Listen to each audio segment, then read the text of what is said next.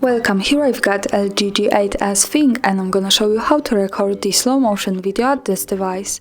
So let's start by tapping on the camera button to open it, and for now we are in the standard photo mode.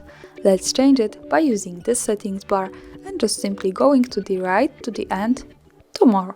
Here we have access to other modes of this camera. One of this is the slow motion, so let's pick it. And here we are. Now we can start recording this kind of video by using this big button at the center.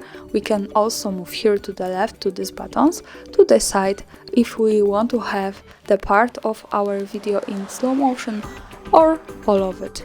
So this is how to change it here. Now let me show you the part. When we start recording, we have the standard video, and to get access to the part of it we have to tap on this button from the left, and now the part is in the slow motion. So this is how it works here. And now let's move it to all the video in slow motion, and let me start recording to show you how it looks like.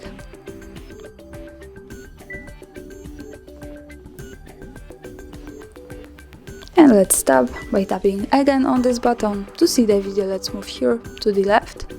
Here we get quick access to the gallery, and this is how the slow motion video looks like at this device. And that's all, thanks for watching, subscribe our channel and leave the thumbs up.